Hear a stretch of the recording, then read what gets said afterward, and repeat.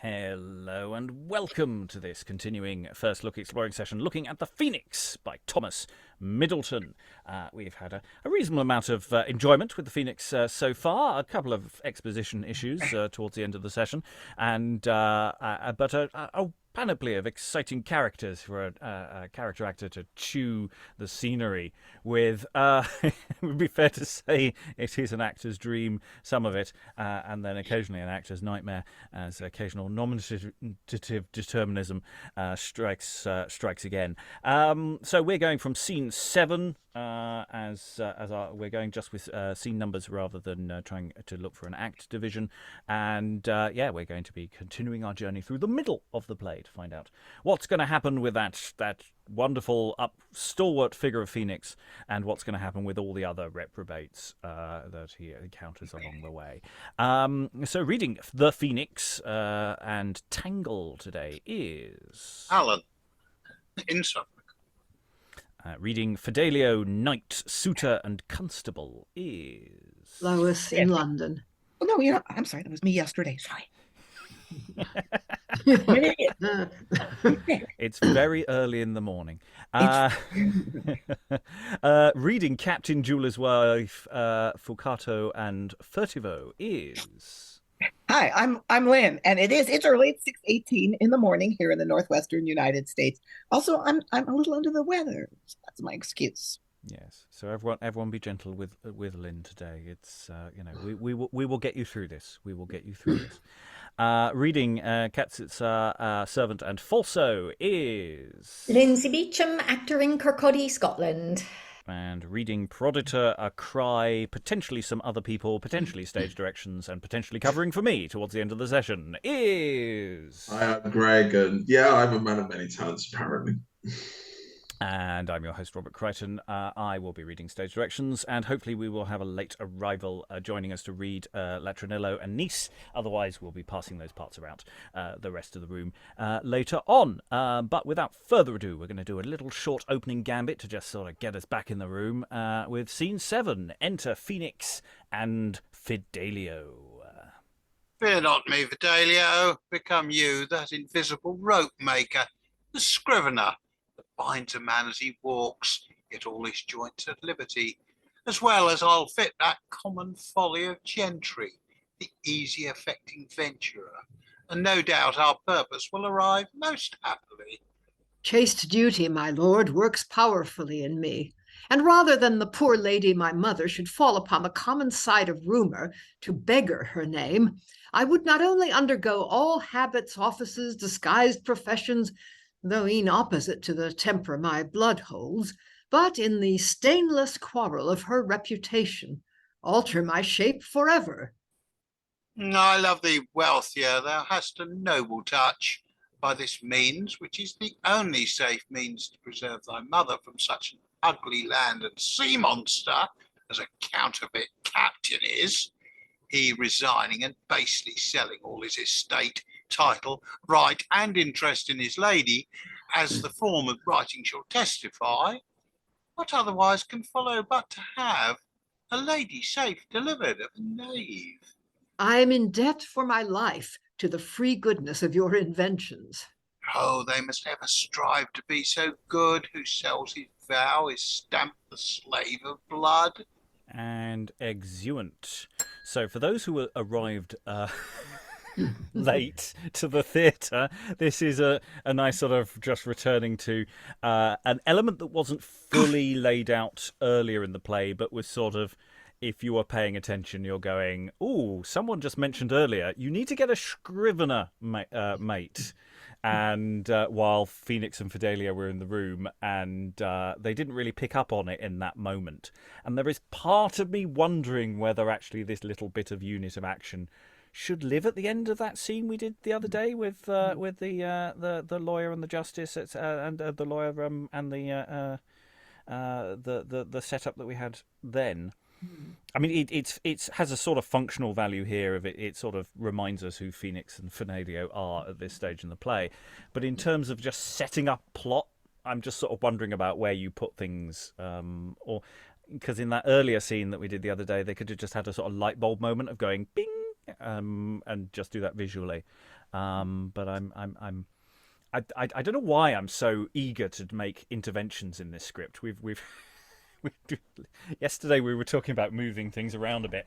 I don't think it's that confusing in a production, but maybe I'm just overcompensating. Anyway, Alan. Yeah, the other thing that confuses me is Phoenix, who sort of starts off talking in prose, in horrendously long and under-punctuated sentences, then suddenly goes into rhyming couplets. I don't quite understand why. Why not? It's Getting near the end of the scene, it's just to tell everyone, stand by for the next scene, people. I mean, Phoenix, does effectively has two we're about to exit lines at the end. So it might be as simple as that, actually. It's just queuing. But we have had this a few times where we have long chunks of prose and then they sort of end a speech on a snafu of just a little bit of verse. Other thoughts about this little scenette? Do we feel we're getting into the mind of Fidelio and Phoenix here? I get the impression that Fidelio says every so often says quite a lot, but doesn't say anything at all. I'm not getting a lot of interiority to Fidelio. It's just, hi, my family's a mess. I'm here as a plot device. For you to be terribly noble at me. Any thoughts? No, everyone's, just okay. Well, we'll move on. We'll move on. I'm pushing. We've only done a few lines, barely any dialogue. Let's do a more chunky scene. Get some reactions from that. Scene 8. Enter Captain, his lady, Castiza, following him. Oh, Captain is muted. Away. Captain, my husband. Hence, we're at a price for thee, at a price once but the telling and the sealing, and then... Have you no sense neither of my good name or your own credit? Credit, box of credit that makes me owe so much. It had been better for me by 1,000 royals. I had lost my credit 7 years ago. Thou hast undone me. That's it that makes me fly. What need I to see else in the springtime, when woods have leaves to look upon bald oak? Happier that man, say I, whom no man trusts. It makes him valiant, dares outface the prisons, upon whose carcass no gowned raven jets. Oh, the he that has no credit owes no debts. 'Tis time I were rid on it.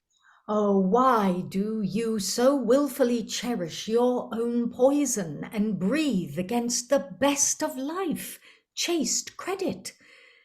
Well may I call it chaste, for like a maid once falsely broke, it ever lives decayed.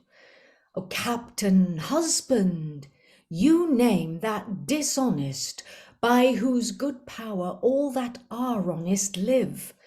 What madness is it to speak ill of that which makes all men speak well? Take away credit by which men amongst men are well reputed, that man may live, but still lives executed. Oh, then show pity to that noble title which else you do usurp. You're no true captain, to let your enemies lead you. Foul disdain and everlasting scandal. Oh, believe it, the money you receive for my good name will not be half enough to pay your shame. No, I'll sell thee then to the smock. See, here comes my honorable chapman. Enter Proditor and servant. Oh, my poison, him whom mine honour and mine eye abhors. And exit lady. Dee, what so unjovially departed? Fine she policy. She makes my back her bolster, but before my faith she not endures him. Tricks.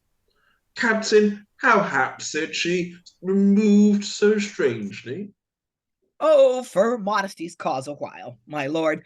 She must restrain herself. She's not yours yet. Besides, it were not wisdom to appear easy before my sight. Wherefore serves modesty, but to pleasure a lady now and then, and help her from suspect. That's the best use to put it to. Well observed, the captain. No doubt you'll be soon friends, my lord. I think no less. And make what haste I can to my ship. I durst wager you'll be under sail before me. A pleasant voyage, captain. Aye, a very pleasant voyage as can be. I see your hour is ripe. Here come the prison's bawd, the bond maker, that one that binds heirs before they are begot. And here are the crowns, captain. Go attend, and our bay course await. Enter Phoenix and Fidelio, both disguised. It shall be obeyed. And exit servant. A farmer's son, is true? He's crowns to scatter. I give you your salute, sir. I take it not unthankfully, sir. I hear a good report of you, sir. You've money? I have so, true. An excellent virtue. I to keep from you. Hear me, Captain. I have a certain generous itch, sir, to lose a few angels in the way of profit. 'Tis but a game at tennis, where if the ship keep above line, 'tis 3-1. If not, there's but 300 angels gone. Is your venture 300? You're very preciously welcome. Here's a voyage toward will make us all. Eggly fools and swarming knaves. Captain, what's he? Fear him not, my lord. He's a gull. He ventures with me. Some filthy farmer's son. The father's a Jew and the son a gentleman. Yes, he should be a Jew too, for he is now come from giving over swine. Why, that is our country makes him a gentleman. Go to, tell your money, captain. Read aloft, scrivener. 1, 2. To all good and honest Christian people, to whom this present writing shall come, know you for a certain that I, Captain, for and in the consideration of the sum of 500 crowns, have clearly bargained, sold, given, granted, assigned, and set over, and by these presents do clearly bargain, sell, give, grant, assign, and set over, all the right, estate, title, interest, demand, possession, and form of years to come, which I, the said captain, have or ought to have. I was good as I should be. In and to Madonna Castiza, my most virtuous, modest, loving, and obedient wife. By my troth, my lord, and so she is. 3, 4, 5, 6, 7. The poor slavey that says it, not sees it. Together with all and singular those admirable qualities with which her noble breast is furnished. Well said, scrivener. Hast put 'em all in? You shall hear now, my lord. Imprimis, the beauties of her mind, chastity, temperance, and above all, patience. You have bought a jewel in faith, my lord. 9, 30, 40. Excellent in the best of music, in voice delicious, in conference wise and pleasing, of age contentful, neither too young to be apish, nor too old to be sottish. You have bought as lovely a pennyworth, my lord, as e'er you bought in your life. Why should I buy her else, captain? And which is the best of a wife, a most comfortable, sweet companion. I could not afford her so, in faith, but that I'm going to sea and have need of money. A most comfortable, sweet companion. What, again? The scrivener reads in passion. I read as the words move me, yet if that be a fault, it shall be seen no more. Which said Madonna Castiza, lying and yet being in the occupation of the said captain. 19, occupation. Pox on it with occupation. A captain is of no occupation, man. nor thou of no religion. And now I come to the habendum, to have and to hold, use and... Use? Put out use, too, for shame, till we are all gone, I prithee. And to be acquitted of and from all former bargains, former sales. Former sales? 9 and 20, 30. By my troth, my lord, this is the first time that e'er I sold her. Yet the writing must run so, Captain.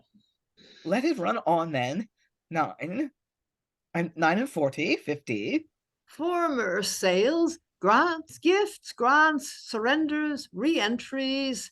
For re-entries, I will not swear for her. And furthermore, I the said of and for the consideration of the sum of 500 crowns to set me aboard before these presents utterly disclaim forever any title, estate, right, interest, demand, or possession in or to the said Madonna Castiza, my late virtuous and unfortunate wife.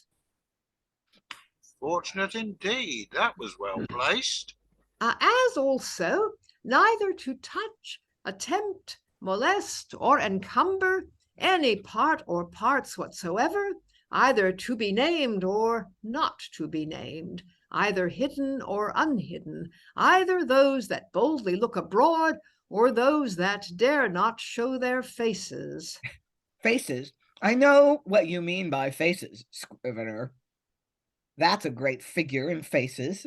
In witness whereof, I, the said captain, have interchangeably set to my hand and seal, in presence of all these, the day and date above written.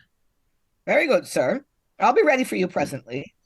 420. 1, 2, 3, 4, 5. And we'll pause there while counting is going on. There's lots of interesting dynamic things to this scene that I'm really liking. I'm loving the fact that we have this running count going on here as part of the business transaction that is in place, and it presumably is nice. I mean, it's one of these timing things because skipping ahead to what's about to happen, Phoenix is going to get a massive speech, at the end of which 425 will have reached 500, and it's nice that this. We were talking about one of the lengthier sides we had earlier, where we're going. What's Fidelio during that speech? Is he sort of looking through the door and keeping an eye on the person he thinks is in the other room? And again, it's like we are given diegetic reasons why nobody's wondering what the hell Phoenix is doing talking to himself in a corner, and it's quite nice. So yeah, we've got this unpleasant plan of the captain's being put into place, but of course it's being put into place with two good guys in disguise. Where do we think the scene is going, for those who don't know, or for the audience? There's this interesting question. Thoughts in the room on this scene, which we are midway through. Lois. Yeah, well, I thought the discussion of credit actually at the beginning was very interesting because it's a double meaning of credit, obviously. I mean, your reputation and your ability to use your reputation to buy things with money you don't have, which is what has got the captain into trouble. But also, I am wondering a bit about the plan, because if I would have thought that Fidelio would be quite pleased to have the captain sell his mother, and that they'd be rid of him. But if they're in disguise, then does that mean that this isn't a legal transaction, because they're not in fact legally entitled to do this, are they? Well, I think it's all fairly dubious legally. I would be quite interested again on a legal opinion as to the efficacy of all of this planning. I mean, I think that's where the question of credit between reputation and effect. Yes, absolutely, they want to get rid of the captain, but this isn't the way they'd want to do it, because it involves entailing this horrible Proditor chap in ways that are, again, we keep getting all these sexual innuendos by these very blokey men, which is just really quite appalling, with intent. I mean, it's not supposed to be nice. So there's a question of, yes, they want to get rid of him, but this is not the way. But what way will they find? We shall find out later. Lynn. Yeah, that's basically what I was going to say, is that Yeah, they'd like to get shut of his horrible stepfather. But as awful as he is, his relationship with Castiza is a legitimate marriage, and he's selling her into concubinage. That's not acceptable. Alan, and then Lynsey. Yeah, and we seem to be back into the author taking the mick out of lawyers who never use a word when a paragraph will do. Yeah, and it's an interesting question about how this is performed as well. How much of what Fidelio is being said matters, because there's so much other business going on in the room, the counting of the money, the people who thing. It's actually potentially quite a busy little scene and more dynamic than the text reads as we can do it in this context. Lynsey. Yeah, a couple of things. One is this sort of very, we've been talking about this very obvious portrayal of the woman as the chattel, as the possession that can be sold at will. But I'm curious as to whether did this actually happen? Is this satirical, or were wives sold with these kinds of legal documents to other men? That I do not know the answer. I suspect, broadly speaking, no, but something like this, yes, if that makes sense. You can't really sell people in law at that time. Yeah. Within the boundary of England. We're about to get into a situation where a lot of selling of people is going to be going on elsewhere, but within the boundaries of the kingdom, it's a very dubious law. So how much of this is practical, I don't know. But that might be one for the comments feed out there for anyone who's watching this who knows more than we do, or for that matter, for us to go away and actually research this later. Alan. Yeah, I mean, yesterday we were talking about Trundle as being a Dickensian character. We're now into Hardy, with the main plot of Casterbridge. The other thought that occurred to me, a more modern reference, is this game where the captain is telling up his money. Whether that's a variant on the comedy sketch of people losing count halfway through. Yeah, I did wonder if there is potential for it. I mean, it seems like he is keeping count, but he could be getting quite increasingly annoyed and just going, carry the fort, kind of thing. And precisely what props are required for this kind of counting as well, and how that's working. Because it's there's potentially quite a lot of coinage on this table if that's how it's working, and that's quite a busy. That's the stage management issue, as well as rehearsing with it, and it creates a level of complexity for how this play gets staged as well. I mean, Children's of Paul's, we've sort of talked about this. Potentially they've got a much more detailed rehearsal process in place. So this kind of busy, complicated scene is much more in their wheelhouse, at least potentially. I mean, again, murky areas of history. Lois. Yeah, it's a very small stage too, and a very small theater, so people could see everything. I mean, presumably it'd probably need to be real money, not fake money. Yes. Wow. And I realized that I wasn't doing justice to Fidelio's role either, because presumably part of the point of it is that he keeps getting emotionally involved in what he's reading when he thinks of what they're trying to do to his mother. There's one place where I didn't realize until afterwards, it says something about getting passionate about something, which is why he repeats it. He probably ought to really explode, in fact, at that point. Yes, because he's absolutely he's working on this document which is about his mother, and it's it's all awful, and there's again, we keep talking about how much rope this is handing actors to really play with, the relative size of the space does feed into the dramaturgy of a lot of the plays we've done for this particular space and these particular actors. That we often have plays that have quite a large cast, but they're very rarely on at the same time. We have a lot of turnaround of and this plays, we were talking last time, that actually the core company isn't massive. We have quite a lot of business for relatively small numbers. And Sarah is joining us, which means that, yes, we can continue, as it were. We haven't got to your parts yet, as it were, Sarah. We're midway through scene 8, which is a long scene, and we'll probably get to you in the next scene. I don't think you appear till then.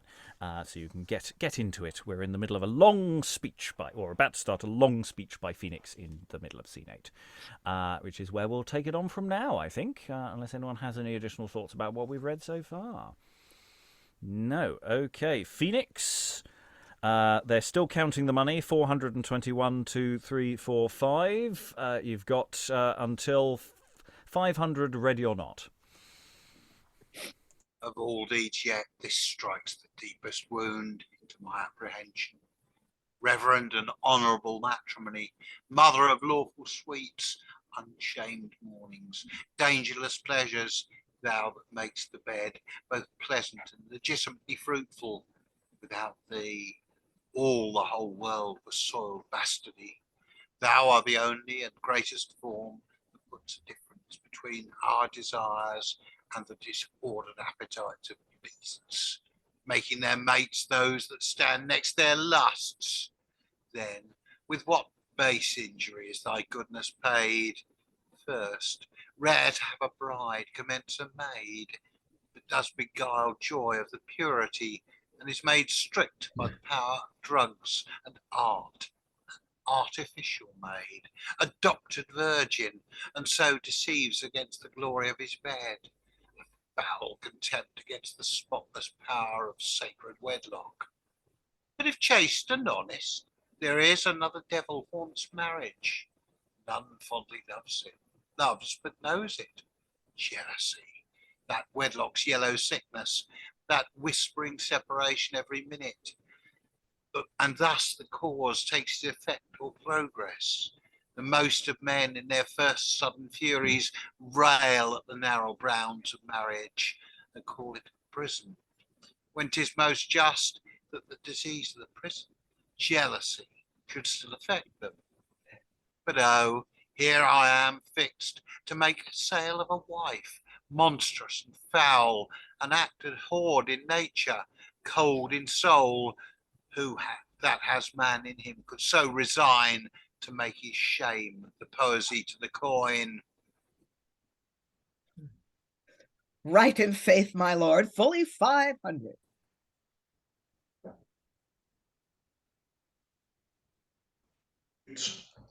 I said how you should find it, Captain, and with this competent sum you rest amply contented. Amply contented. Here's the pen, Captain. Your name to the sale. Foot, dost make me to be a penman.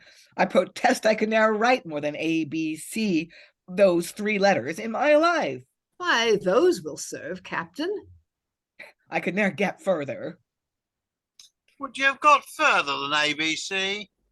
Ah, base captain. That's far enough, i' faith. Take the seal off, Captain. It goes hardly and comes off easily. Aye, just like a coward. Will you write witness, gentlemen? He shall. Prithee, come and set my hand for witness, rogue. Thou shalt venture with me? Nay, then I had reason, captain, when it commands me. What a fair fist the pretty horseman rides, as if he had manners and bringing up a father's son. His father damns himself to sell my musty corn while he ventures the money. 'Twill prosper well at sea, no doubt. He shall ne'er see it again. So, Captain, you deliver this as your deed? As my deed. What else, sir? It's deed that ere mine I did witness. So, my lord, you have her. Clip her, enjoy her. She's your own. And let me be proud to tell you now, my lord, she's as good a soul, if a man had a mind to live honest and keep a wench, the kindest, sweetest, comfortablest rogue. Hearken thine ear, the baser slave art thou, and so I'll tell her. I love the pearl thou soldst, hate thee the seller, go to see the end of thee is lousy. This is wise, fine work, a very brave and Well thought upon, this scrivener may furnish me. And here we can infer that Proditor takes Fidelio aside. Why should this fellow be a lord by birth, being by blood a knave? And that would sell his lordship if he liked her ladyship. Yes, my lord? What's here now?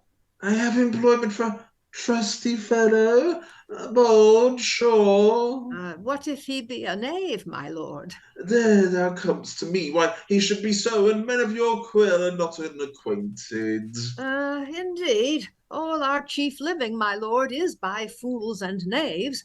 We could not keep open shop else. Fools that enter into bonds, and knaves that bind them. Why, now we meet.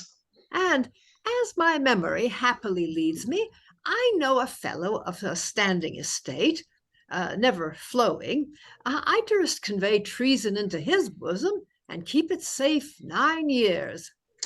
Goodly time. And if need were, would press to an attempt and cleave to desperate action. That last fits me. Thou hast the measure right. Look, I hear from thee. With duteous speed. Expect a large reward. I will find time of her to find regard. Oh, my lord, I have strange words to tell you. Stranger yet? I'll choose some other hour to listen to thee. I'm yet sick of this. Discover quickly. Why, will you make yourself known, my lord? Aye, who scourges sin, let him do it dreadfully. Pox are his dissemblance, I will to see. You shall to see. Thou wouldst poison the whole land else. Why, how now, Captain? In health? What? Drooping? Or ashamed of the sale of thine own wife? You might count me an ass then, faith. If not ashamed of that, what can you be ashamed of then? Prithee have done. I'm ashamed of nothing. I can easily believe that. This lord sticks in my stomach. Now, take one of thy feathers down and fetch him up. I'd make him come. What if the Duke should hear of this? Aye, or your son-in-law Fidelio know of the sale of his mother. What and they did. I sell none but mine own.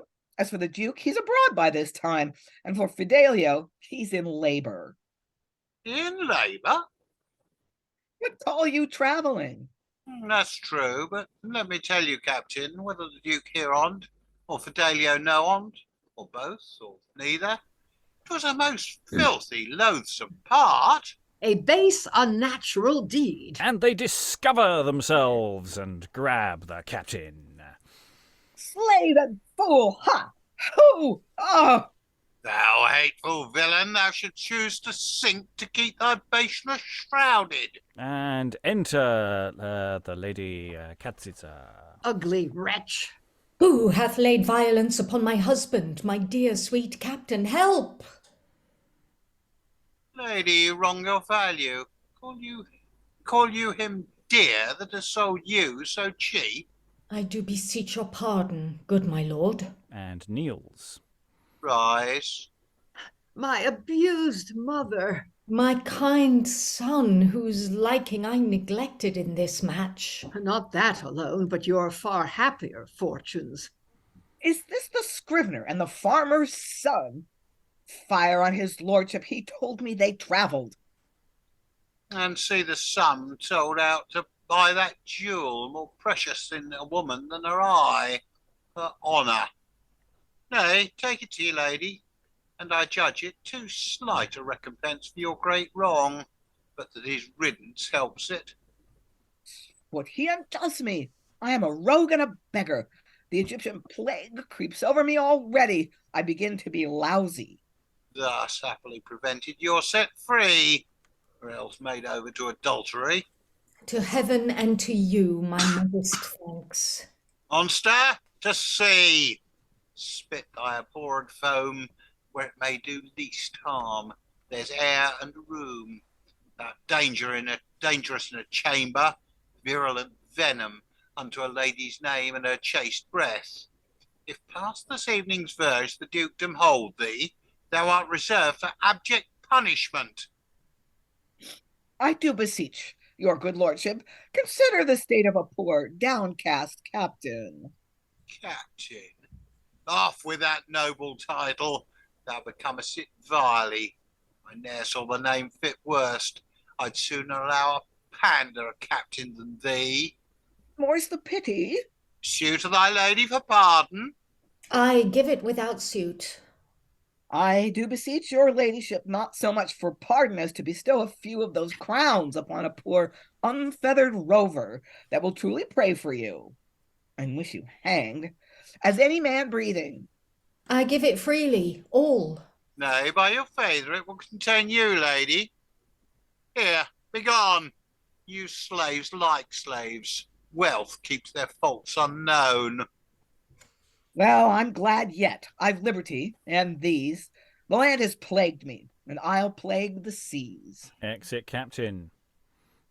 The scene is cleared, the bane of brightness fled. Who sought the death of honour is struck dead. Come, modest lady. My most honest mother. Thy virtue shall live safe from reach of shames. That ends nobly. Preserve ladies' fames. And they exit. So the captain's given a flea in his ear as they throw off their disguises. And for those who were wondering, I did manage just about to count out 75 coins to get up to 500 during the speaks by Phoenix.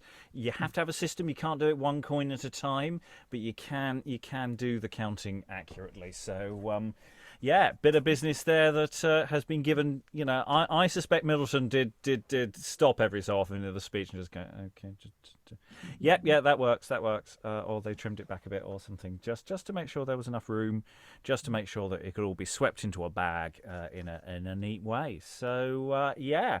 There's a sort of mini climax of this plot line of, you know, the captain has been unmasked as a rogue, and so, you know, the business has been and the Duke has, or the Duke's son has you know, used his noble power of nobility to affect some kind of resolution of this an element of this plot line, though there may be more to come. Lois. Yeah, there obviously is more to come, because Proditor, for one thing, has paid and hasn't been given anything that he paid for. And also he's just been talking to Fidelio about hiring somebody to do something nasty, whatever it is. So obviously this is pointing forward. Yes, but, you know, at least they're getting the captain out of the way, or Yeah. are they? You know, he's relatively satisfied, actually, in the end, in a sense of going, well, that'll do. I'm off to the sea. I like the sea. Lynn. Yeah, I'm a ronin, aren't I? But yeah, Proditor is also a terrible person, and he's still around. So, Proditor the Predator. I do get the impression that now that we've started get all these hairs have started running, that we might start getting increasingly into a Tangle situation of things, that this more complexity is going to be coming, which, if you get it right in performance, should be delicious. But as we've already said earlier, there is a certain amount of question of exposition and clarity of what's going on and what precisely was going on with the business dealing here that Phoenix was pretending to be engaged with at the beginning of the scene. It didn't quite land for us. But then there's so much of this is based on the intention, of course, that you've got two people pretending to be, and what they're thinking in their heads as well as what they're actually saying. All of the asides, though actually marked in this script for once, you know, need to be pointed in various ways. Other thoughts on this little sequence?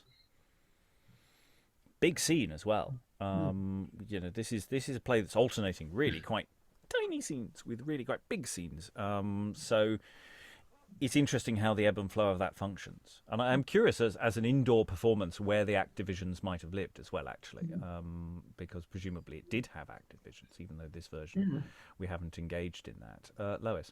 Yeah, in fact, I mean, this all sounds like some sort of pun about the end of an act, doesn't it? The scene is cleared, and then that act ends nobly, preserves ladies' fames. I mean, they could, in fact, be referring to the fact that it is the end of the act. Yeah. And, you know, it as a unit of action, it has a nice satisfaction to it all. I was talking about that earlier. The first scene we did, scene 7, of going, maybe we could have moved it to an earlier bit. But within an act logic, it's actually the perfect sort of perhaps opening ball for this. This is a single act, a single unit of action, and it all fits together potentially. Any other thoughts before we go on to C9? Good grief, how we're already on C9. Alan. Yeah, I mean, if it's an indoor performance, they presumably would trim the candles between the scenes as marked. So do they actually need an act structure? And have a boy dancing between the scenes or something Yeah. like that. Yeah. Yeah. I mean, that's the thing. Is some plays actively engage with the candle breaks, and put in music cues and deliberate overt things. I'm not sure this play is as overt in its. It's not doing as many meta theatrical games. I mean, there's that, as Lois has just pointed out, that little sort of almost meta line of the scene is cleared. But it's nowhere near as overt as go, oi, play some music, will you? Which you effectively get in the odd Marston or other playwrighs, and Johnson obviously crowds things with random people interjecting between scenes. So there might be, in a sense, more to this show that we don't have in this version of the script that isn't indicating those things. Okay, let us move on if there is no more for any more. So, C9, enter Justice Falso, Knight and Jeweller's Wife. Why, this is but the second time of your coming, kinsman. Visit me oftener. Daughter, I charge you, bring this gentleman along with you. Oh, gentleman! I cry you mercy, sir. I call you gentleman still. I forget you're but a knight. You must pardon me, sir. Oh, for your worship's kindness. Worship? I cry you mercy, sir. I call you worshipful still. I forget you're but a justice. I am no more, i' faith. You must pardon me, sir. 'Tis quickly done, sir. You see I make bold with you, kinsman. Thrust my daughter and you into one chamber. Best of all, sir. Kindred, may lie anywhere. True, sir. Daughter, receive your blessing. Take heed the coach jopper not too much. Have a care to the fruits of your body. Look to our kinsman. Fear it not, sir. Nay, father, though I say it that should not say it. He looks to me more like a husband than a kinsman. I hear good commendations of you, sir. You hear the worst of me, I hope, sir. I salute my leave, sir. You're welcome all over your body, sir. Exeunt Knight and Jeweller's Wife. Nay, I can behave myself courtly, though I keep house in the country. What, does my niece hide herself? Not present. Ha! Latronello. Enter Latronello. Sir? Call my niece to me. Yes, sir. Exit Latronello. Foolish, coy, bashful thing it is. She's afraid to lie with her own uncle. I do her no harm, i' faith. I keep myself a widower a purpose.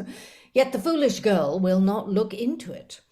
She should have all, i' faith. She knows I have but a time, cannot hold long. Ah, see where she comes. Enter niece, who is suspiciously remarkably like Latronello.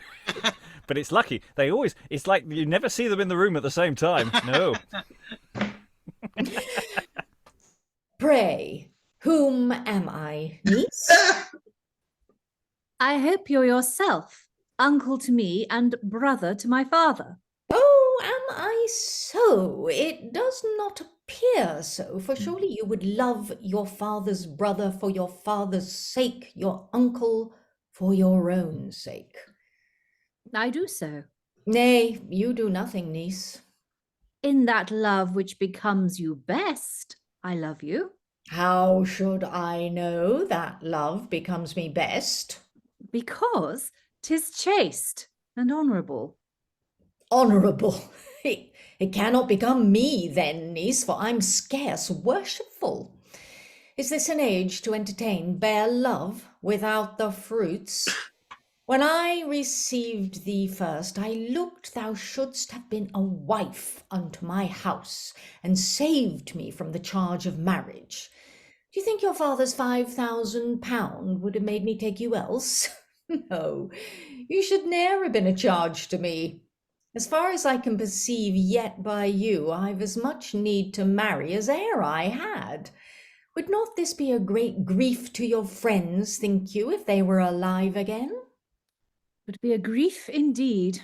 Ye have confessed all about house, that young Fidelio, who in his travels does attend the prince, is your vowed love. Most true. He's my vowed husband. And what's a husband? Is not a husband a stranger at first? And will you lie with a stranger before you lie with your own uncle? Take heed what you do, niece. I counsel you for the best. Strangers are drunken fellows, I can tell you. They will come home late o' nights, beat their wives, and get nothing but girls. Look to it. If you marry, your stubbornness is your dowry. 5,000 crowns were bequeathed to you, true, if you marry with my consent. But if e'er you go to marrying by my consent, I'll go to hanging by yours. Go to, be wise, and love your uncle. I should have cause then to repent indeed. Do you so far forget the offices of blushing modesty? Uncles are half father. Why, they come so near our bloods, they're e'en part of it. Why, now you come to me, niece. If your uncle be part of your own flesh and blood, is it not then fit your own flesh and blood should come nearest to you? Answer me to that, niece. You do allude all to incestuous will, nothing to modest purpose. Turn me forth, be like an uncle of these latter days, perjured enough unnatural. Play your executorship in tyranny, restrain my fortunes, keep me poor, I care not. In this alone most women I'll excel. I'll rather yield to beggary than to hell. And exit, niece. Very good. Oh, my troth, my niece is valiant. She's made me richer by 5,000 crowns, the price of her dowry. Are you so honest? I do not fear, but I shall have the conscience to keep you poor enough, niece, or else I am quite altered of late. Right, before niece has to do another hat change.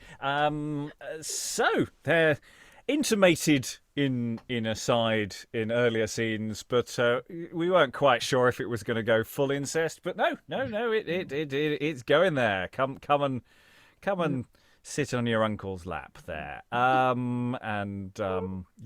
it's It is going there. It is going, and the play is going to sort of all sorts of interesting extremes with what he's doing with the various people's venality. I mean, let's not pretend that Middleton isn't suggesting this is a good thing. I think I think that's fair to say. Yeah, boys pretending to be old men and young ladies to do this kind of narrative. Lois.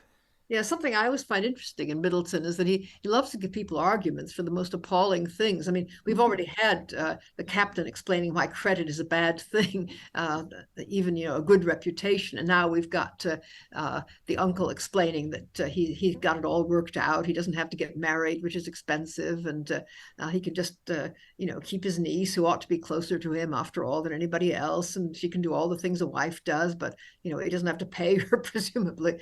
I mean, it's he doesn't have to pay anybody to join them together. He's got it all worked out. Middleton's characters often have this ability to argue the most appalling things. It's almost like a writing exercise, isn't it? It says, okay, now you've got to write the scene about incest and go. And make it sound as reasonable as you can, and see how far we get, and just push the niece to just go, what? So I think a reasonable summing up of their response. Other thoughts? It's a fascinating mix, this play. I mean, and there is a morality angle to it. We do have upright people who are in defiance of this stuff, but this whole world is. I do keep reaching for Dickensian. That does feel all the way through this that you could transpose this a few hundred years in the future, and it would work remarkably well. As well as obviously in its own period when. Presumably this kind of thing did happen somewhere. I hope not. I hope he made this up. I really hope he made this up. Any other thoughts before we continue the scene? Because I'm sure there'll be more upright citizens to come. Lynsey, and then Sarah. No, I didn't have anything to say, no. Sarah. Yes, I just want to put in a good word for the niece here, because she considering the thing is, I was playing her yesterday in the first session as well, and there were definite sort of clues about this dropped, and she was smart enough to pick up on them, I think, or certainly you could play it that way, if it would be the director's choice, but she was quite sharp. She did say a couple of things that kind of suggested that she was like, oh, what is he implying? What I think he's implying here. And then obviously today we find out that yes, that's exactly what he was implying. But she does a very interesting thing early on, even before he's raised the topic. It's almost like she knows what he's going to say, and she tries to steer him off. In that love which becomes you best, I love you. She's constantly trying to kind of stave him off with kind of just very reasonable replies, and but scrupulously polite. And I just think it's actually, I mean, it's very, it makes you shudder, but it's actually a really well observed scene, because women do this. I mean, not obviously. Hopefully none of us have been importuned by our uncles, but when you're accosted by a man and you really want nothing to do with him, in a bar or whatever, you do go through this little dance of like, yeah, I see what you're doing, let's not go there, shall we? Let me just nip this in the bud now in a really polite way, but just so that this is not going to happen. And then usually the guy just comes on with it anyway. But this is exactly how it plays out quite often, and so just really, chops to Marston for hitting that so accurately, but also to the character, because she's actually, she does, a lot of women will recognize this pattern, albeit not about incest, but they will recognize this the way she responds and the response she gives. It's very, very human, and turns her into a very sympathetic character, I think. Okay, let's continue the scene, because as I say, I'm sure it's going to improve. Falso's left alone on stage. Re-enter servant Latronello. The news, may it please you, sir?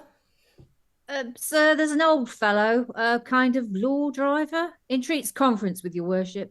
A law driver? Prithee, drive him hither. Exit Latronello. Enter Tangle, potentially with the suitor. The suitor may still be off stage. No, I say, if it be for defect of appearance, take me out a special significat. Very good, sir.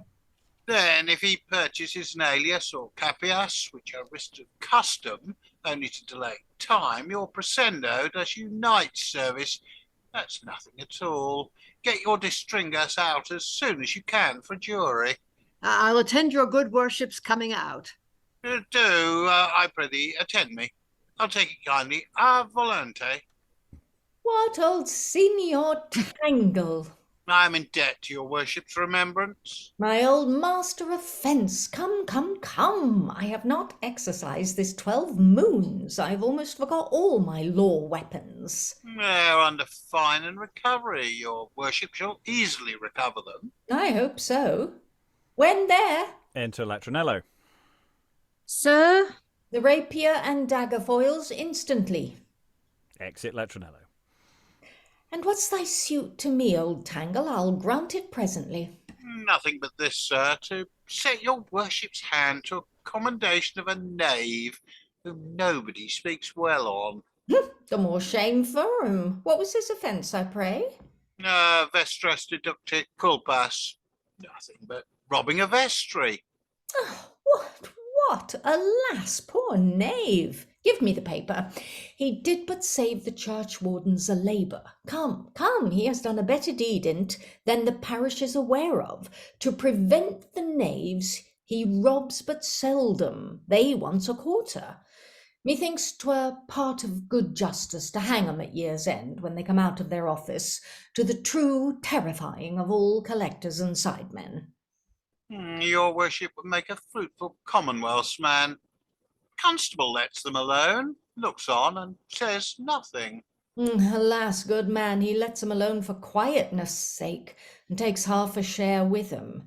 They know well enough, too, he has an impediment in his tongue. He's always drunk when he should speak. Indeed, your worship speaks true in that, sir. They blind him with beer and make him so narrow-eyed that he winces naturally at all their knaveries. So, here's my hand to his commendations. Signs the paper. Cariate, you do a charitable deed in, sir. Nay, if it be but a vestry matter, visit me at any time, old Signor Law Thistle. Enter Latronello with rapier and dagger foils, and then exits. Oh, well done. Here are the foils. Come, sir. I'll try a law bout with you. I'm afraid I shall overthrow you, sir, i'faith. Well, 'tis but for want of use, then, sir. Indeed, that same odd word, use, makes a man a good lawyer and a woman an arrant. Now I am for you, sir, but first, to bring you into form, can your worship name all your weapons? That I can, I hope. Let me see. Longsword. What's longsword? Oh, I'm so dulled with doing justice that I've forgotten all, i'faith. Your longsword, that's a writ of delay. Mass, that sword's long enough indeed. I had known it reached the length of 15 terms. 15 terms? That's but a short sword. Methinks 'tis long enough. Proceed, sir. A writ of delay, longsword, scandala magnatum, backsword. Scandals are backswords indeed. Capitas communis, case of rapiers. Desperate. Alatia, sword and dagger, a writ of execution, rapier and dagger. Thou art come to our present weapon, but what call you sword and buckler then? Oh, that's out of use now. Sword and buckler was called a good conscience, but that weapon's left long ago. That was too manly a fight, so too sound a weapon for these our days. Instead, we're scarce able to lift up a buckler now. Our arms are so bound to the pocks. One good bang upon a buckler would make most of our gentlemen fly in pieces. 'Tis not for these linty times. Our lawyers are good rapier and daggermen. They'll quickly dispatch your money. Indeed, since sword and buckler time, I have observed there has been nothing so much fighting. Where be all our gallant swaggerers? There are no good frays late. Oh, the property's altered. You shall see less fighting every day than other, for everyone gets him a mistress, and she gives him wounds enow. And the surgeons cannot be here and there too. If there were red wounds too, what would become of the Rhenish wounds? Thou sayest true, i'faith, we would be but ill-favouredly looked to then. Very well, sir. I expect you, sir. I lie in this court for you, sir. My rapier is my attorney, my dagger his clerk. Your attorney wants a little oil, methinks. He looks very rustily. 'Tis but his proper colour, sir. His father was an ironmonger. He will ne'er look brighter. The rust has so eat into him. There's never any leisure to be made clean. Not in the vacation? Non vacit esigus rebus adesse Jovi. Then Jove will not be at leisure to scour him, because he ne'er came to him before. You're excellent at it, sir. Now you at least think on it. I arrest you, sir. Very good, sir. Nay, very bad, sir, by my faith. I follow you still, as officers will follow you as long as you have a penny. You speak sentences, sir. By this time have I tried my friends, and now I thrust in bail. This bail will not be taken, sir. There must be 2 citizens that are no cuckolds.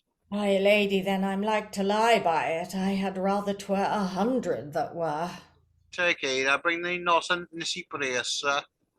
I must ward myself as well as I may, sir. 'Tis court day now. Declare attornatus. My attorney gapes for money. You shall have no advantage yet. I put in my answer. I follow the suit still. Sir? I like not this court, by your lady. I take me out a writ of remove. A writ of remove, do you see, sir? Very well, sir. Then place my cause higher. There you started me, sir. Yet for all your demurs, pluries, susurras, which are all longswords, that's delays. All the comfort is, in 9 years a man may overthrow you. You must thank your good friends then, sir. Let 9 years past, 500 crowns cast away on both sides, and the suit not 20. My counsellor's wife must have another hood, you know, and my attorney's wife will have a new forepart. Yet sit Len's law. I shall have law. Now beware. I bring you to a narrow exigent, and by no means can you avoid the proclamation. And knocks Falso's rapier from his hand. Sure. Now follows a writ of execution, a capias glassum, give you a wound mortal, trips up your heels and lays you on the counter. And overthrows him. I cry your worship heartily mercy, sir.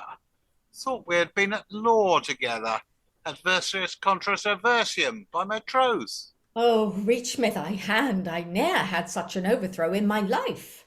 'Twas long of your attorney there. Might have stayed the execution of capitas glassum, and removed you with a supersedus non nostandum into the court of equity. Pox on him. He fell out of my hand when I had most need of him. I was bound to follow the suit, sir.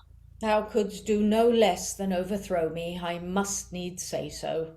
You had recovered cost else, sir. And now, by the mass, I think I shall hardly recover without cost. Nay, that's Sergio CO. An execution is very chargeable. Well, it shall teach me wit as long as I am a justice. I perceive by this trial if a man have a sound fall in law, he shall feel it in his bones all his life after. Nay, that's recto upon record. For I myself was overthrown in 88 by a tailor, and I've had a stitch in my side ever since. Oh! And exeunt. Apologies, there was a falso line after the overthrowing of "O villain," which was weirdly absent from this text. You didn't have it. I apologise for somehow it got lost. What an excellent, clever set-piece scene that is utterly unimportant to the rest of the play. I mean, it's really interesting. It would have probably landed a hell of a lot better then when fencing and perhaps some of these legal things for that particular audience would really have gone down well. And I think you could give it life and energy and vim, and I don't think the audience have a clue what the hell's going on. But you could make it energizing and fun, or just cut it. I mean, I feel this is almost an exercise. This is a workshop to get some actors in the room, some various equipment, and someone to deconstruct the actual law stuff that's going on, and you could actually have a really interesting, video out of this at the end of it. Not a podcast, because there's physical action that should go with this, and of course we only have the very bare minimum of what the actual physical fight is like. But I think we could infer and build a really quite interesting fight out of this. And this is, again, classic Boys' Company. 2 actors have been sent away with their schoolmaster to go and work on this scene for a couple of weeks, and this is what you get at the end of it. And Lois, then Alan, then Lynn.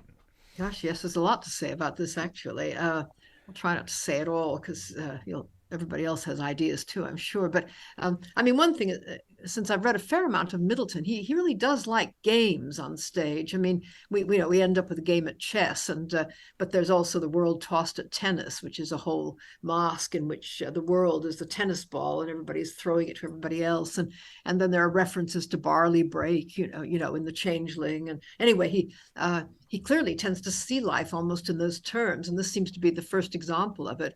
But it's also interesting that we had that earlier academic play in which people were treating bottles as if they were books and talking about drinking.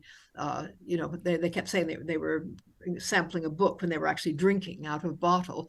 It's in a way the same sort of thing. It makes me aware of what an extraordinarily metaphorical period we're living in. It explains a lot about the poetry, or perhaps the poetry explains the kind of thing that's going on here. Yeah, I think it'd be really quite fun to try it. I mean, if you cut it, I think it might work. I mean, people could get the idea that the sword is the lawyer, and that he's sometimes failing the client and sometimes not. I mean, I don't know how much of the rest of it they would get. Yeah, and we've got other, I think specifically boys' company plays as well. I think there's some of the Marstons. We've got badminton, I think, as a thing goes on. I think there's actually been there was a research in action That's right, yeah. a workshop on that, and we've had bowls in Look About You. Yeah. So enacting games on stage is not unknown. Anyway, Alan, then Lynn. Yeah, never mind the audience understanding what's going on. It would be helpful if the actor had understood what the hell he was saying, which I didn't. But once the actor does, I mean, this is the thing, you need to unpack this and do an awful lot of work on it.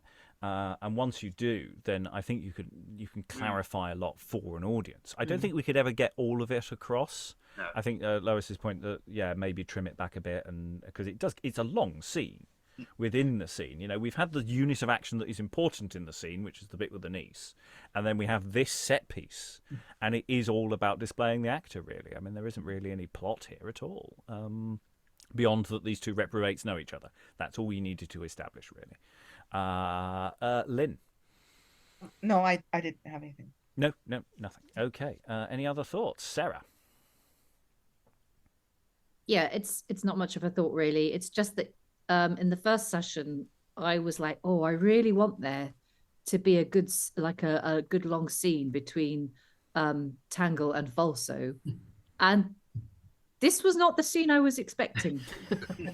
So, playwright has the power to surprise, because I was hoping that there would be a good juicy scene between them. And this, I mean, it is quite a juicy scene in terms of, like you say, like the energy of it and whatnot, but it's just totally not what I was expecting. Yeah, the other thing, I mean, this is a slightly ageist viewpoint, but we've got two elder figures doing this. It's they're played by boys, but there is potentially comic potential in the sense we got these they're not young bucks having a sword fight. These are potentially very elderly figures.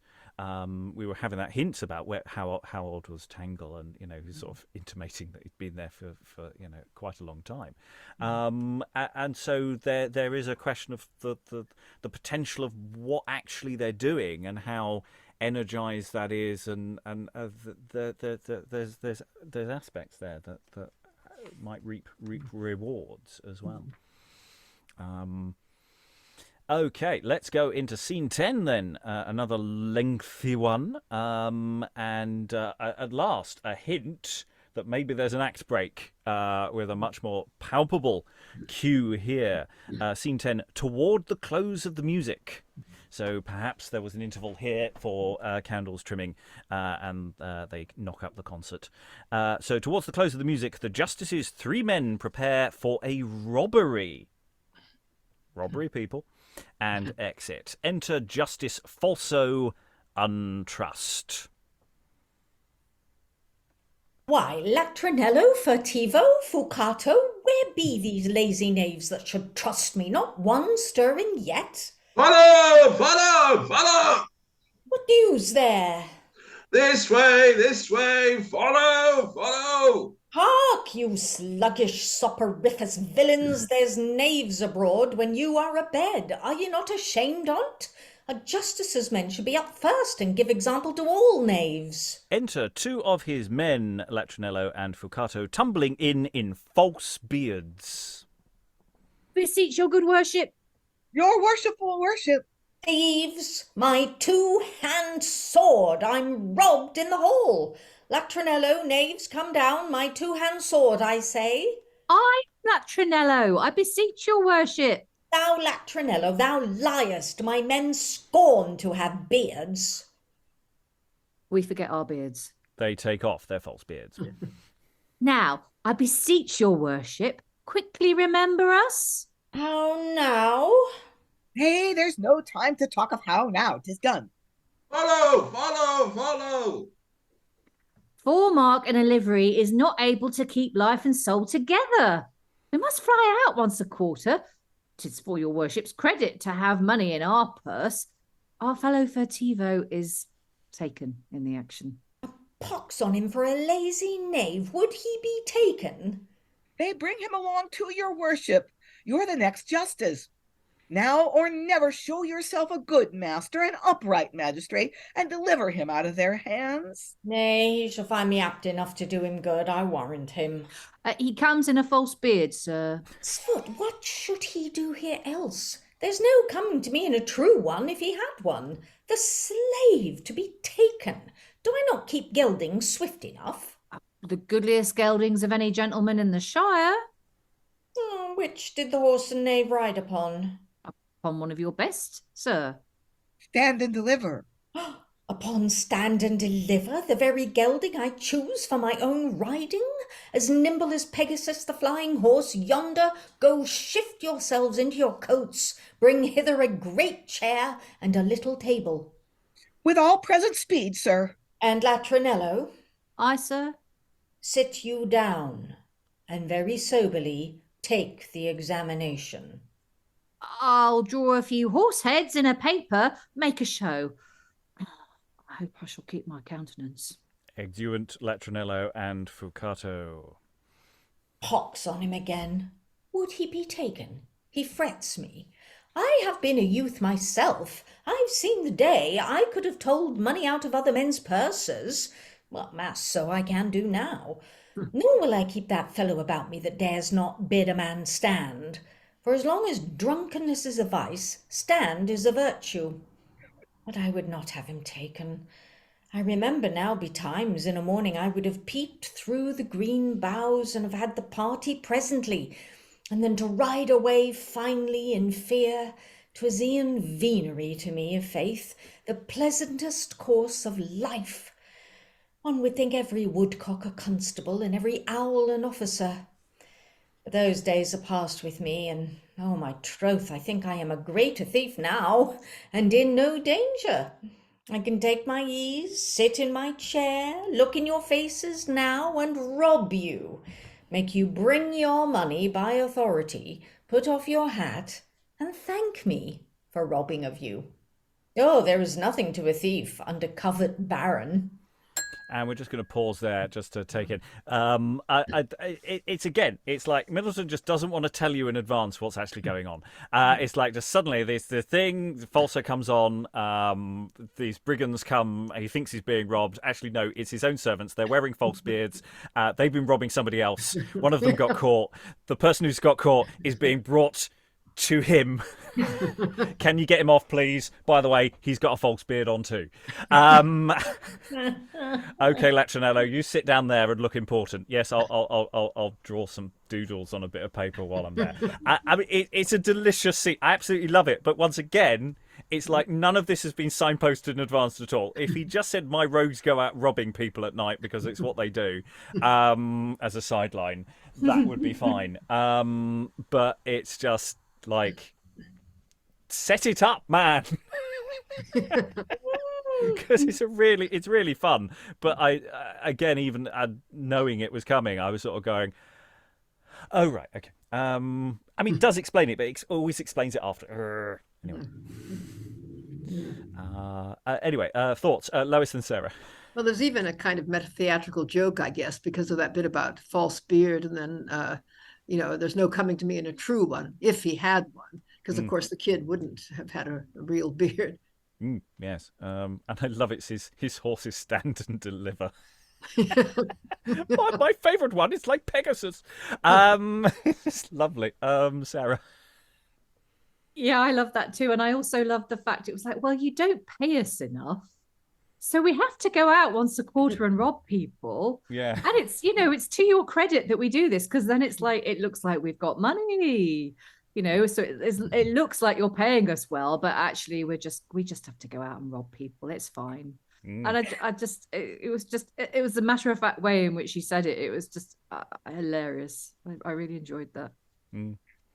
Okay, well, let the scene unfold, because who is it who's been robbed? Oh no! Enter Phoenix Fidelio being robbed. The complications just build. Constable, officers, and the thief Furtivo. Come, officers, bring him away. Nay, I see thee through thy false beard, thou mid-wind-chinned rascal. How now, my masters, what's he? Ha! Your worship knows I never come, but I bring a thief with me. Thou hast left thy wont else, Constable. Sir, we understand you to be the only uprightness of this place. But I scarce understand you, sir. Why, then you understand not yourself, sir. Such another word, and you shall change places with the thief. A maintainer of equal causes, I mean. Now I have you. Proceed, sir. This gentleman and myself, being led hither on occasion of business, have been offered the discourtesy of the country, set upon by 3 thieves, and robbed. What become of the other 2, Latronello and Fucato? They both made away from us. The cry pursues them, but as yet none but this is taken. At which point enter Latronello and Fucato with chair and table. Latronello? Sir?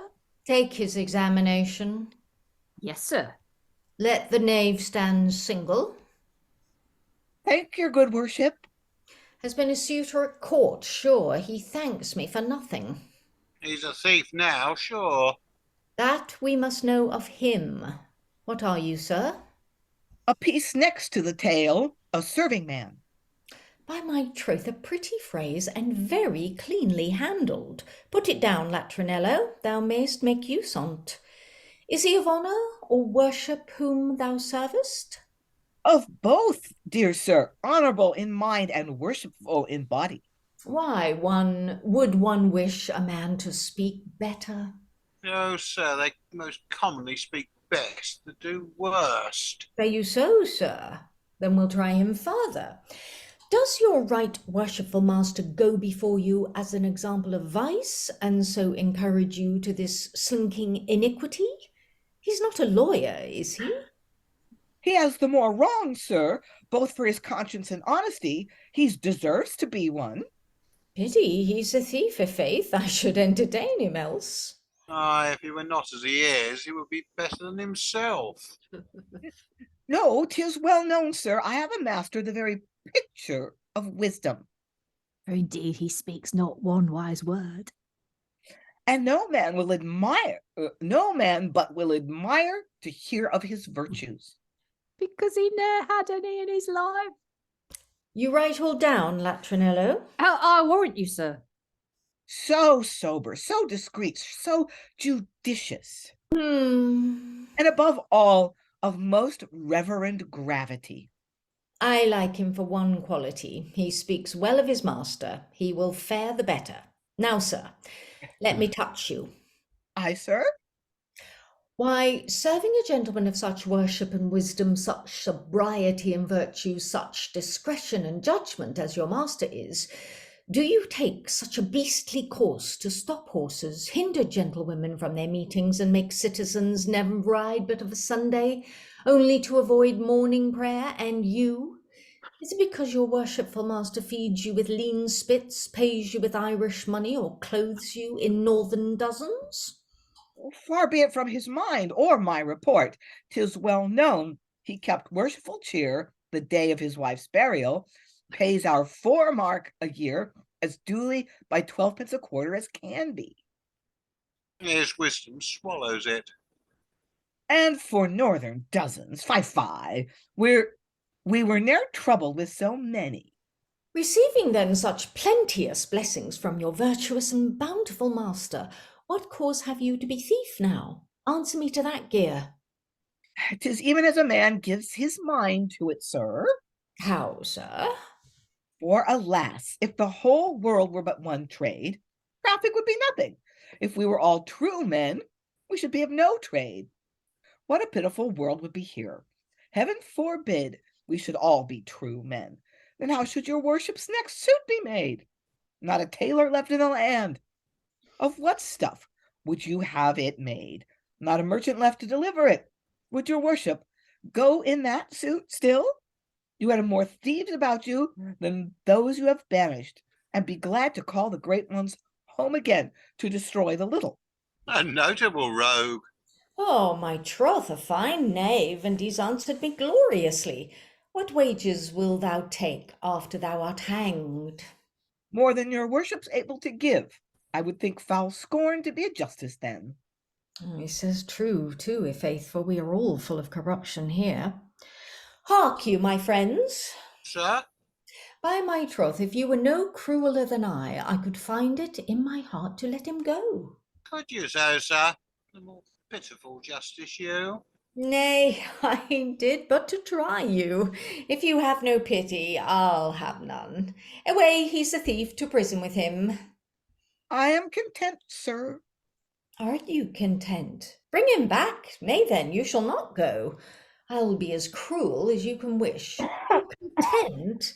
Belike you have a trick to break prison or a bribe for the officers. For us, sir? For you, sir, what colour's silver, I pray? You ne'er saw money in your life. I'll not trust you with him.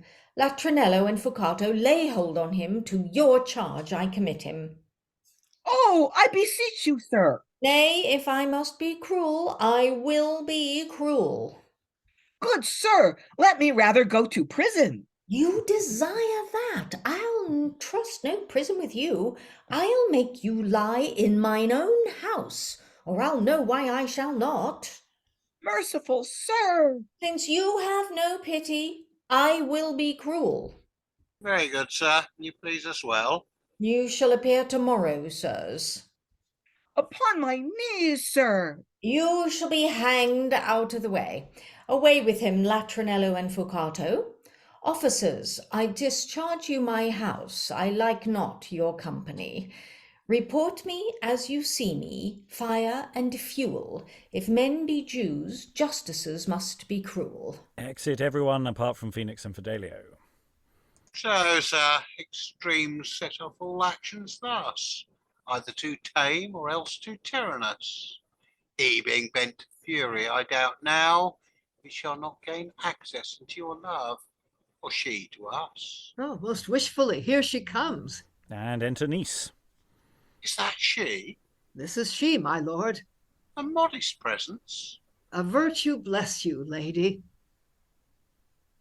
You wish me well, sir? I'd first charge this kiss. And next, this paper. You'll know the language. 'Tis Fidelio's. My ever-vowed love. How is his health? As fair as is his favour with the prince. I'm sick with joy. Does the prince love him so? His life cannot requite it. I had a token for you, kept it safe till by misfortune of the way this morning thieves set upon this gentleman and myself, and with the rest robbed that. Oh, me! I'm dearly sorry for your chance. Or was it your loss? They boldly look you in the face that robbed you. No further villains than my uncle's men. What, lady? 'Tis my grief, I speak so true. Why, my lord. Forgive me pausing, lady. Was he one that took the examination? One, and the chief. Henceforth hang him that is in no way a thief, and I hope few will suffer. Now, all the jest was, he committed him to the charge of his fellows, and the rogue made it lamentable, cried to leave 'em. None lives so wise, but fools may once deceive 'em. Uncle, so insatiate. Ah, it's not strange, too, that all should be by nature vicious, and he bad against nature. Then you have heard the sum of all my wrongs. Lady, we have, and desire rather now to heal them than to hear them. For by a letter from Fidelio, direct to us, we are entreated jointly to hasten your remove from this foul den of theft and purposed incest. Ah, rejoice in his chaste care of me. I'll soon be furnished. He writes that his return cannot be long. I'm chiefly glad. But whither is the place? To the safe seat of his late wronged mother. I desire it.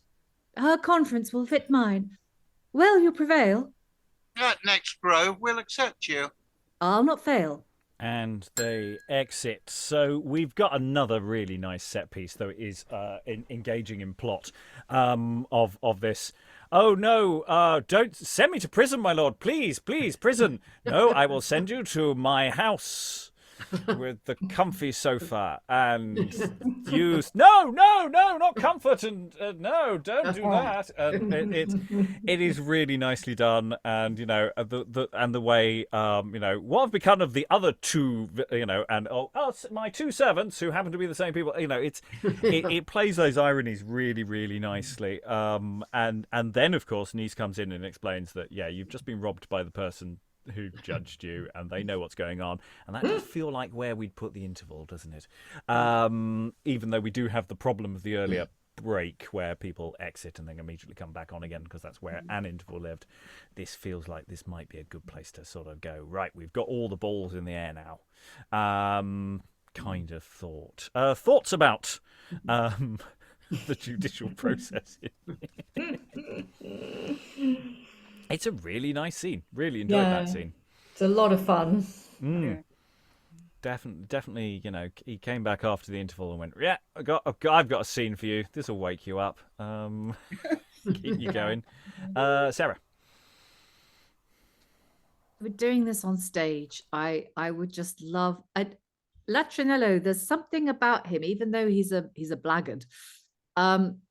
There's something about him that reminds me of like other servant characters we have who haven't been blackguards, who have been a bit more whimsical, like, something a bit Hodge-like about him. And I like, if you were doing it on stage, you could just have him like doing all the, like, supposedly, oh yes, sir, right, I warrant you, writing it all down. And then every so often he lifts up his piece of paper so you can see the cartoons of the horses' heads that he's drawn. It's like, I just think if you were actually staging it, you could get so much mileage out of that with him there in the corner doing his official stuff. And then, like, there's a picture of a horse.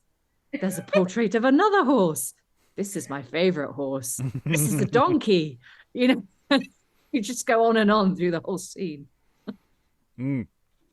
Other thoughts to throw in into this. It's it's keeping all these little threads dancing around. He set up a lot of hairs. He's set them running, and they are doing some nice business with it. Lois. Yeah, I'm just curious about the exact meaning of what Phoenix says after everybody else has gone out at the end of the courtroom scene. Extremes set off all actions thus, either too tame or else too tyrannous. He being bent to fury, I doubt now we shall not. It could conceivably be now instead of not. I don't know. I think it is now. Yes. It is. I doubt now. Yes. Right. But we shall now gain access unto your love, or she to us. I mean, I don't know, but he being bent to fury. Now, is that because I think he's talking about him being too tame, but then he may mean that he's being too tyrannous, because in fact it's both really that Falso is doing. And then does he do this in an absolute rage so that this is fury? I don't know. I was just trying to figure out what's going on here. Lynn. I think Phoenix is just taken in. He's like, oh dear, I wanted him punished, but I didn't want him punished that badly. Oh dear, that the extremes lead to extremes kind of thing. So the thief's bad behavior feels like nothing good can come of that. either the punishment is not enough or it's too much. Oh, what a mess. So I think he's genuinely distressed that Furtivo's punishment is going to be evidently so awful, right? Phoenix. And especially when Phoenix later on, once he's been told by the niece what's going on, and he goes, "Oh, I understand comic irony," and he sort of explains the joke of the scene for us at the end. So sort of going, bless, in case anyone didn't get what I just did there, kind of gesture. Always puts the exposition at the end. Yes, we should also mark that we had this random sort of anti-Semitic jibe in the middle of it. That Jews are supposed to be within the stereotype. They're supposed to be very strict in their interpretation of law and justice, which may or may not appear in other texts. I suspect we might tweak that in performance, but it is said by an evil person. But I don't think it adds anything, so probably just get rid of that. Okay. Any other thoughts about this scene? Niece comes in and explains to the chaps everything what's going on. I like again the niece. The niece knows exactly. No, it was them. I was looking at. I heard it through the door or something. She absolutely knows everything is what is here. She is. In a serial killer situation, I trust the niece to find a weapon, and get themselves into the best possible survival position. Whereas, not one of those people who just wanders off into the darkness and just completely no. Always planning ahead. I think the niece has got their head screwed on. Okay. Any additional thoughts for this scene? Otherwise, we will go to final thoughts generally. Will I get to the end of the session, or will I have to dip out or not? We shall see. Alan, any final thoughts about the play overall so far? Yeah, I mean, there's an awful lot of these set-piece ones which almost feel like they've been pushed together, and then he's thought about how to actually link them up and link them to the main drift of the plots. We've had the captain plot supposedly resolved at the moment. Whether he comes back on, I don't know. There's some fun pieces in there, and you can see some nice little 2- and 3-hander sequences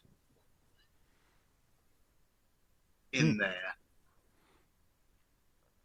Yeah, I mean, it is, apart from the really egregious excesses of the sword fighting. I mean, most of these set pieces, they are set pieces, but they are also servicing plot.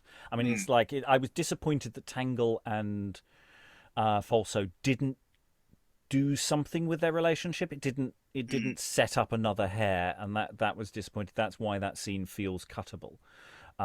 Because it doesn't add to that. It may do later on. But otherwise, I mean, it's like we just had a set piece here but it was a plot set piece. I mean, it was a glorious moment. It was very funny, but it also fed in. So it feels like there's occasional striving of going, oh, we've got 2 kids, they can do some sword fighting and do old people acting and do law terms. Let's give them a scene and mash it all together, and kind of logic. Lynsey, any final thoughts? Yes, I mean, sort of apropos to that, to the sort of sword fight or fencing fight between those two. I mean, I think other than the very kind of obvious thing of it demonstrates law overcoming justice, which is sort of, what that character Tangle is all about. I think my concern yesterday was that Phoenix had a view of the world, and that we were going to see a series of scenes in which his view of the world was demonstrated to be true. And he had this sort of soliloquy about I can't remember what it was yesterday. And today it was about marriage. He has these sort of, moments where he has a speech where he opines on this kind of stuff. And I thought it was going to be a lot more like that. And in fact, today it has been infinitely more entertaining and witty and fun than I was daring to hope for. So, continues to be so far so good, I think. Yes, we're not falling into the potential traps. There is a bit of censoriousness. The Phoenix is a little, but the world he's travelling through is much more tangled and confusing than a more schematic. Here is a thing. Here is a thing. Here is a thing. Here is a thing. Oh, I have learnt about the world. I will now be a better ruler. Though there's still time. Lois, any final thoughts? Yeah, and it's good that he is actually deceived by the courtroom scene, which is surprising. But because I can't remember really how much he's seen of Falso before, but one would have thought he would know better than to believe anything he said. But yeah, I think it's extremely funny. I think it tends to be fairly episodic. I mean, it is, as you say, set piece after set piece, and presumably that's got to do with the way it was rehearsed. And of course, we can't really tell how much music there was between the scenes and where it came, except in that one place. But yeah, I think this could be revived quite successfully, really. It feels scalable. It feels like it's got lots of stuff we can play with, stuff we might tinker with and change and slightly switch around, stuff that we could do individually as well. It is ticking a lot of boxes for me. And Middleton is a reasonably well-known chap, so it's you've got a reason, even if it's not a very well-known play.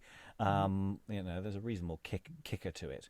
I'm really just fascinated by the weird collapse time of the way we've done Middleton. Is that we've spent a lot of time on his final play, and we're now doing his first play. We've done a little bit in between, and it's just the similarities and the differences between either end of his career are absolutely fascinating. Not going to interest an audience, but hey, it keeps me awake at night. Lynn, any final thoughts? Yeah, I'm a little concerned about the tonal shifts. The scene where the captain tries to sell his own wife into basically sex slavery, and a scene where Falso is hitting on his own niece. They're so gross. They're just so icky. And then we have this series of really hilarious sort of farces. The sword fight, which could be very physical and very funny, and they anything but the briar patch sort of scene where the judge is pronouncing on his own servant. Those are really clever and really funny, but that's just really jarring after those super creepy scenes where women are being bartered and threatened, and and you could say, well, it's all this sort of weird farcical tone, but I'm not sure I'm okay with making the traffic in and predation of women funny. So how do we manage that, I think, is a big question. Yeah, because we've seen this in quite a lot of the boys' company stuff from around about the same time. I mean, Marston is playing this same game of switching tone in a second. And that's the question we were talking about genre before at the very beginning, when I said, we haven't ascribed a genre to this. And what does that do when you're questioning, well, what tone are we aiming for? And pulling the rug out from underneath an audience is an interesting effect, and I'm quite curious about the effect of that. What the effect of this play is. Lois was going in, and then I'll go to Lynsey again. Oh yeah, I mean, I actually like the tonal shift, but I think something about Middleton is that even though he shows a lot of things to be comic, I think at some point or other he sort of sticks in something that makes you think, no, this is not just funny, this is horrible. Because it tends to happen both in the tragedies and the comedies, I think. I mean, I found it very interesting. I know a couple of his plays very well, and to see how certain things carry over.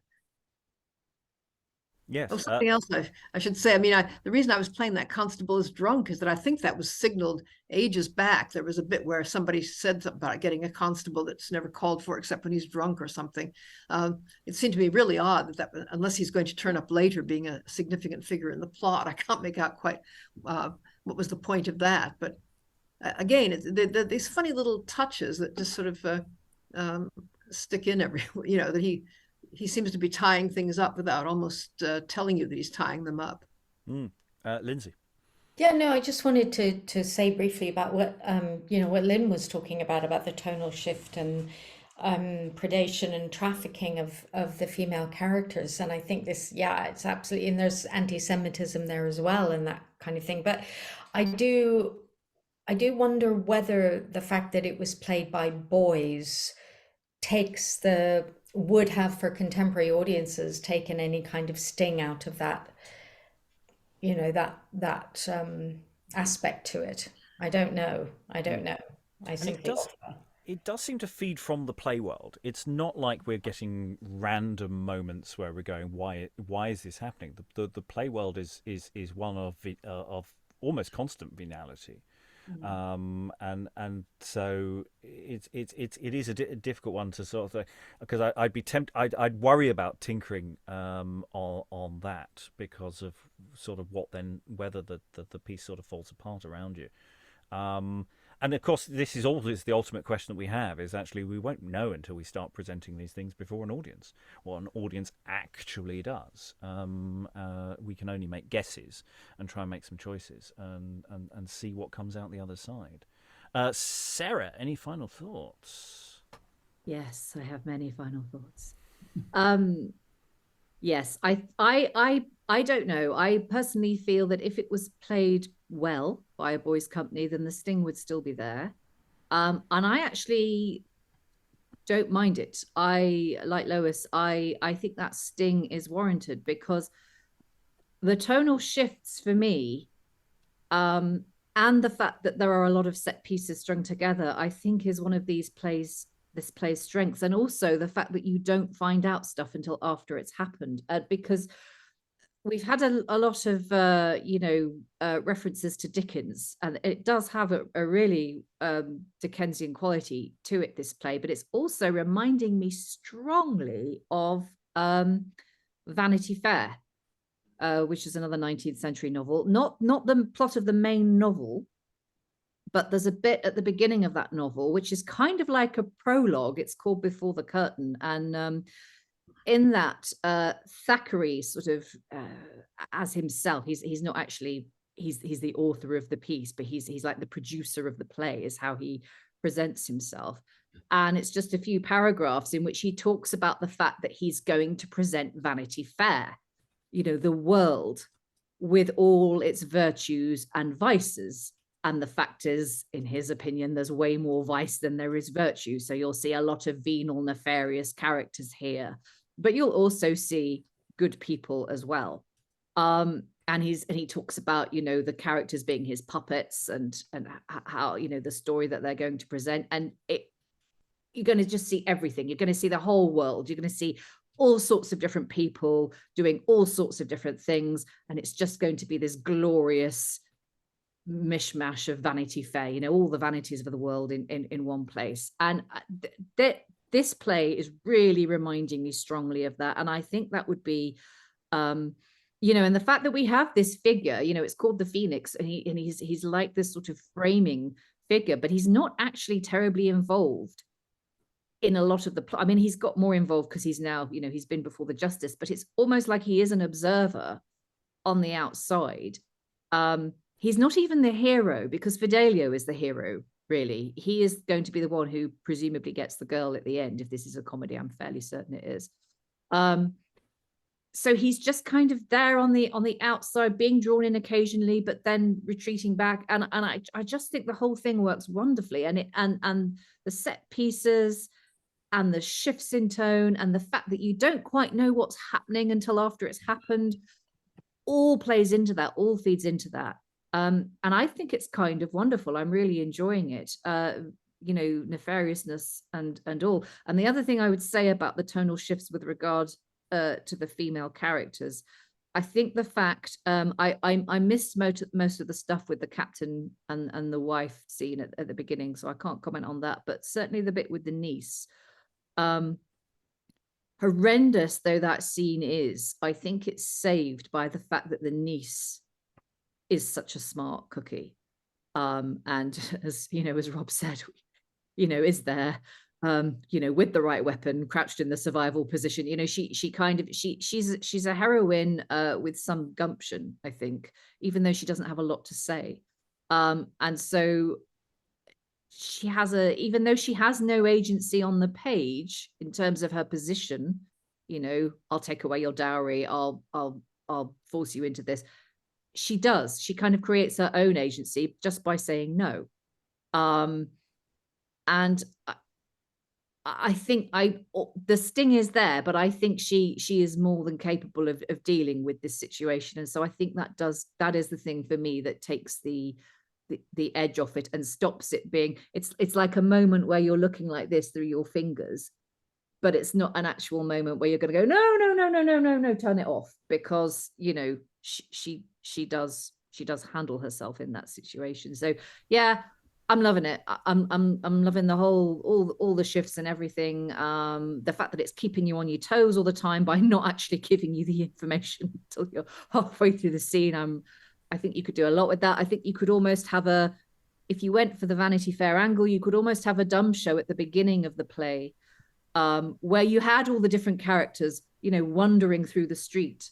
You could have the knight meeting the wife or whatever it was that we had yesterday, and you could have Fidelio meeting his love, and you could have Tangle like doing something nefarious with a court seat, and you could actually have all the characters in their separate little worlds, you know, walking through the street, and maybe Phoenix just watching them, and this is it. This is the Vanity Fair. This is the whole world, and you're going to see how it plays out in the ensuing play. And you could just, yeah, you could do all sorts of delicious stuff with that, I think.